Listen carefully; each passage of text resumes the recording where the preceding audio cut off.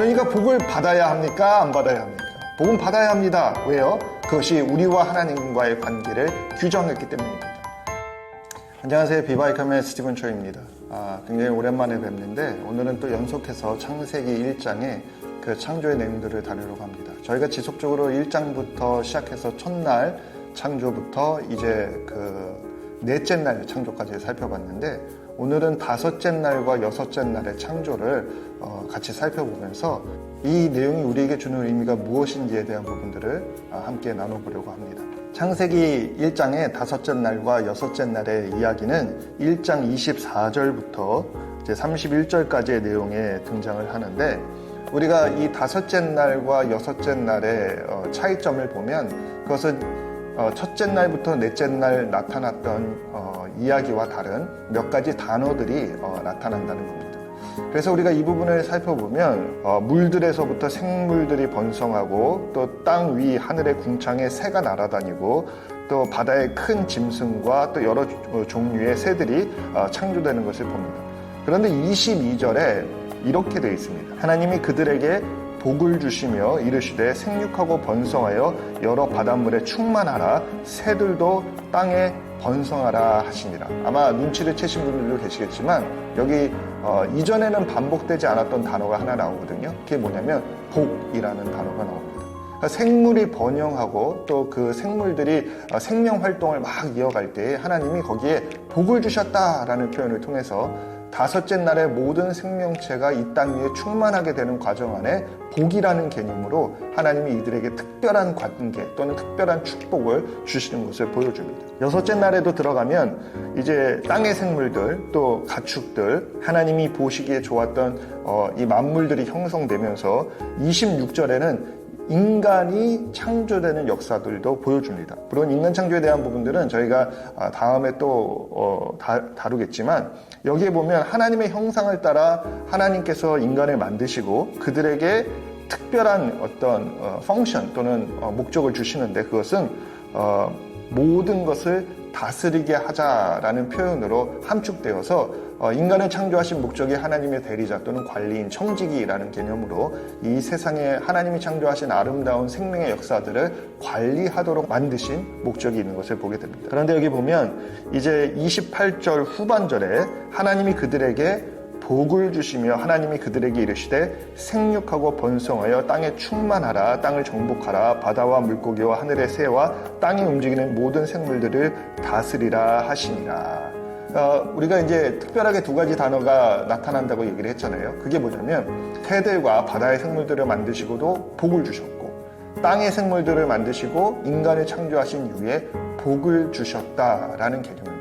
우리가 복이 뭘까? 도대체 이 복이라는 단어가 왜 특정한 다섯째 날과 여섯째 날에 생명이 창조되는 그곳에 수여되는 것인가? 라는 생각을 해보게 되면 이 복은 생명의 역사와 연관이 되어 있다라는 것을 깨닫게 됩니다.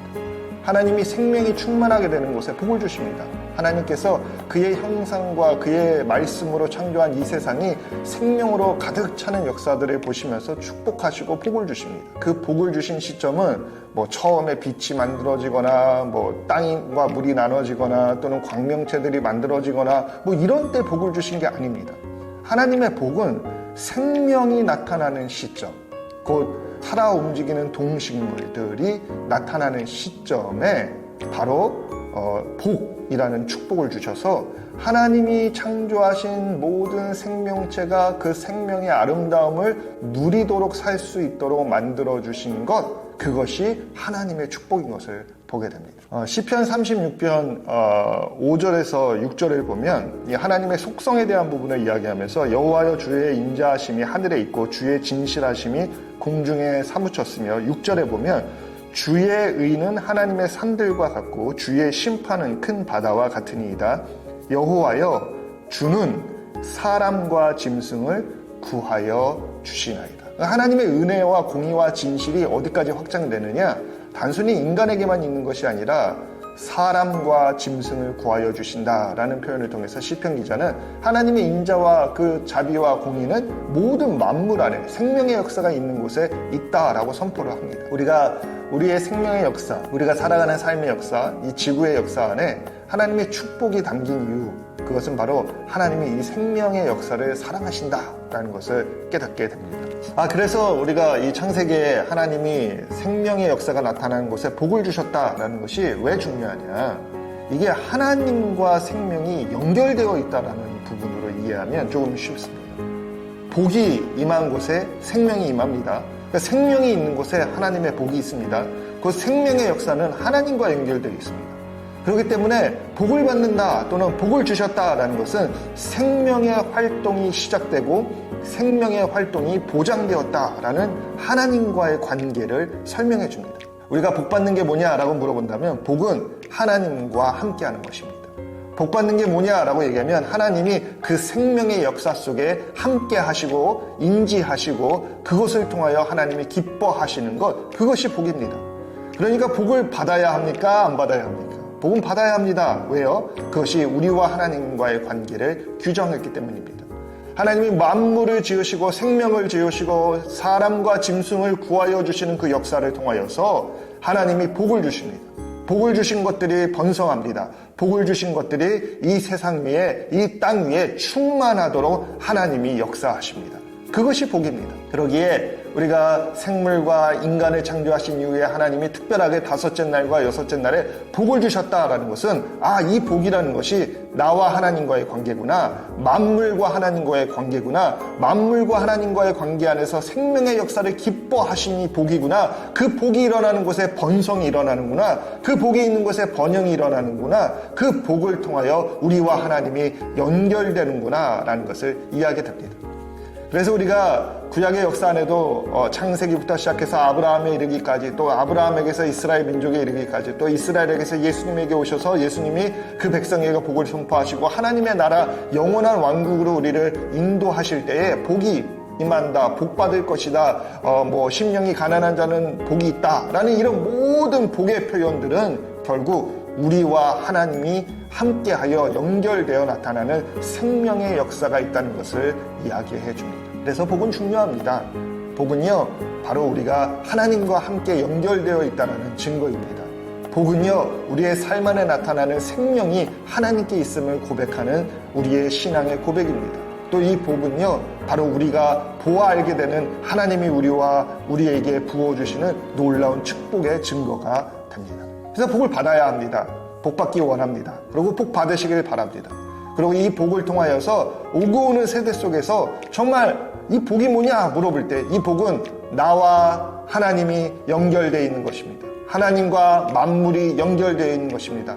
우리 모든 창조물들이 또는 우리 모든 피조물들이 또는 우리 모든 이 생명의 역사를 공유하는 모든 하나님 안에서의 이 땅의 생명체가 하나님에게 연결되어서 하나님 안에서 거하며 하나님을 기뻐하며 하나님 안에서 복락을 누리며 번영하며 이 땅을 충만케 채우는 것에 이 복의 의미가 있다고 우리는 이해해야 합니다. 이것을 이해하게 되면 우리는 당연하게 복의 역사와 하나님의 관계를 이해하게 되고 우리에게 부어주시는 하나님의 놀라운 축복들을 소망하게 되고 그 축복의 역사를 통하여서 아브라함에게 이 땅 위에서 번성하리라 번영하리라, 또 심령이 가난한 자들에게 부어주시는 하늘나라의 복, 예수님이 말씀하셨던 그 복의 모든 축복들이 우리의 삶에 인쳐지는 것을 보게 될 것입니다.